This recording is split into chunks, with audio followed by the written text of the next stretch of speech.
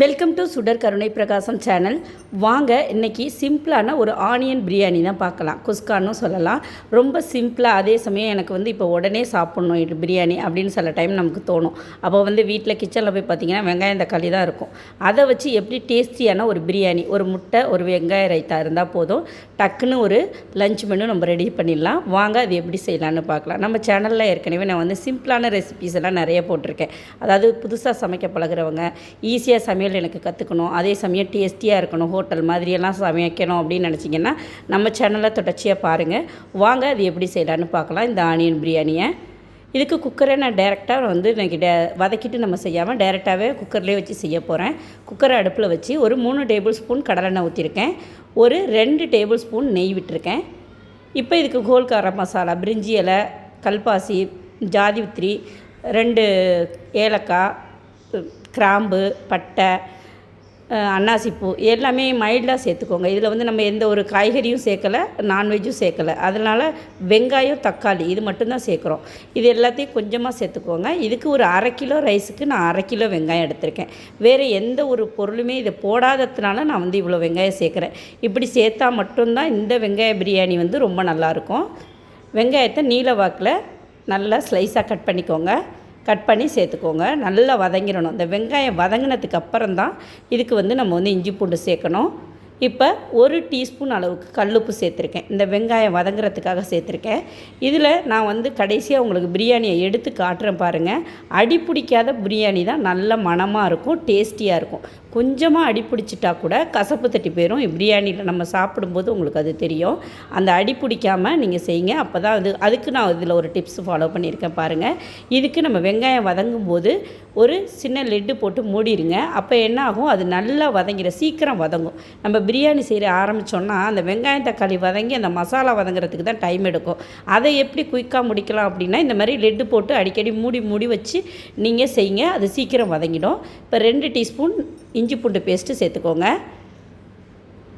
இது நல்லா வதங்கணும். இந்த இஞ்சி பூண்டு பேஸ்ட்டு போய் சட்டியில் ஒட்டிக்கிடுச்சுன்னா தான் அந்த பிரியாணி அடியில் அடி 1 இன்ச்சு அளவுக்கு அப்படியே கருப்பாகிடும். சில டைம்லாம் பார்க்குறப்ப திறந்தோன்னா அப்படியே கருப்பாகிடும். இது நான் பிரியாணி செய்ய ஆரம்பித்த புதுசில் எனக்கு நடந்துச்சு. அதுக்கப்புறம் நான் அந்த டிப்ஸை ஃபாலோ பண்ணதுக்கப்புறம் எனக்கு பிரியாணி அடி பிடிக்காது. அடி பிடிக்காத பிரியாணி தான் எந்த பிரியாணியாக இருந்தாலும் டேஸ்ட்டாக இருக்கும். அது சாதாரணமாக வெங்காயம் தக்காளி போட்டு வைக்கிற பிரியாணியாக இருந்தால் கூட நம்ம அதை அடி பிடிக்காமல் இருக்கணும். அது இது ஃபாலோ பண்ணிக்கோங்க. நல்லா அந்த வெங்காயம் அந்த இஞ்சி பூண்டு பேஸ்ட்டு அடி பிடிக்காமல் நல்லா பச்சை வாடை போகிற அளவுக்கு வதங்கினதுக்கப்புறம் தக்காளி சேர்த்துக்கிறேன். இதுக்கு ஒரு 3 மீடியம் சைஸ் தக்காளி, வேறு ஒன்றும் நான் சேர்க்கலை. இதில் நீங்கள் என்ன வேணாலும் ஆட் பண்ணிக்கலாம். சிக்கன், மட்டன், காய்கறி வேணாலும் ஆட் பண்ணிக்கலாம். நம்ம எதுவுமே இல்லை அப்படிங்கிற பட்சத்தில் நம்ம சிம்பிளாக டக்குன்னு போனோன்னே எனக்கு இப்போ உடனே பிரியாணி திங்கணும்னு சில சமயம் நம்ம மனசெல்லாம் தோணும் தெரியுமா. அப்போ இந்த பிரியாணி நீங்கள் செஞ்சு சாப்பிடுங்க. பிரியாணி சாப்பிட்ட அந்த ஃபீல் நமக்கு கிடைக்கும்.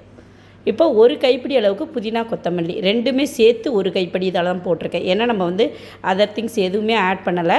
அதனால் நான் 1 கைப்பிடி தான். 2 பச்சை மிளகாய் இது கீறிட்டு சேர்த்துருக்கேன். லைட்டாக கீறியிருக்கேன், அவ்வளோதான். இதையும் சேர்த்து நல்லா கிண்டிக்கோங்க. நல்லா வதங்கணும். இந்த பிரியாணிக்கு மட்டும் எப்போதுமே இந்த மசாலா ஓரளவுக்கு நல்லா வதங்கிடணும். இப்போ 2 டீஸ்பூன் அளவுக்கு பிரியாணி மசாலா, இது வீட்டில் அரைச்ச பிரியாணி மசாலா. அதனால மிளகாத்தூள், மல்லித்தூளெல்லாம் நான் சேர்க்கலை. நீங்கள் கடையில் வாங்கின பிரியாணி மசாலான்னா ஒரு 1/2 டீஸ்பூன் மிளகாத்தூள், 1/2 டீஸ்பூன் மல்லித்தூள் சேர்த்துக்கோங்க. இது நான் 1/2 கிலோ ரைஸுக்கு செய்யக்கூடிய அளவு நான் அன்றைக்கி உங்களுக்கு சொல்லி கொடுத்துக்கிட்டு இருக்கேன்.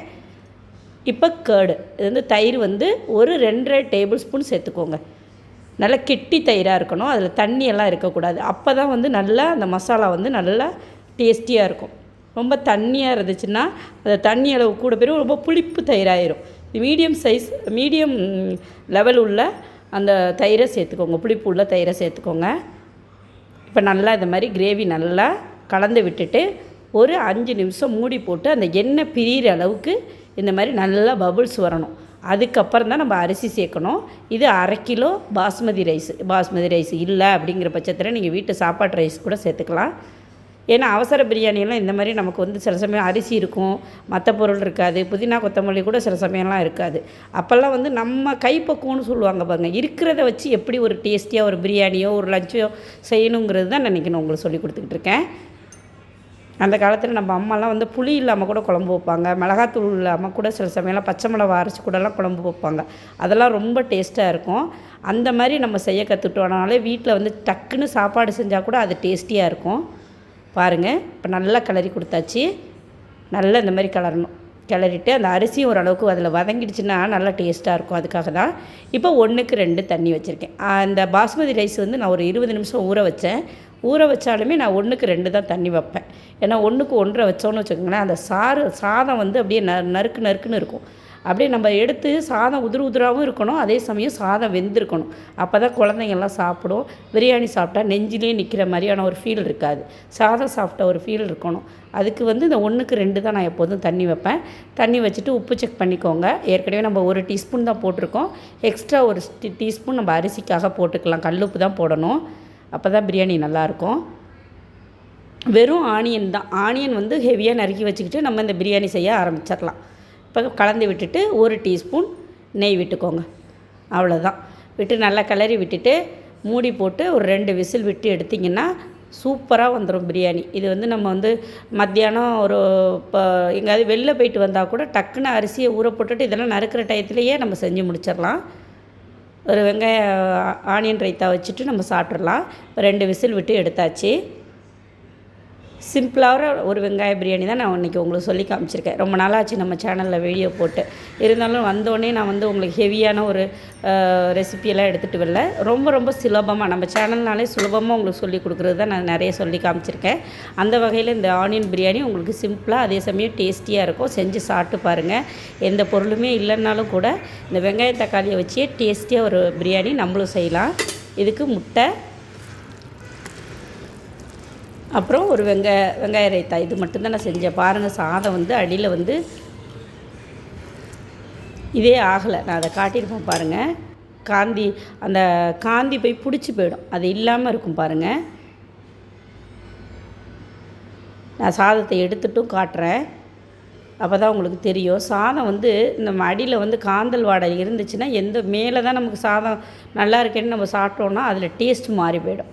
இந்த மாதிரி காந்தி போகாமல் இருக்கணும் நம்ம பிரியாணி. அப்போ தான் எந்த பிரியாணி செஞ்சாலும் நல்லா டேஸ்டியாக இருக்கும். அதை ஃபாலோ பண்ணி நீங்கள் எல்லா பிரியாணியும் செய்யுங்க.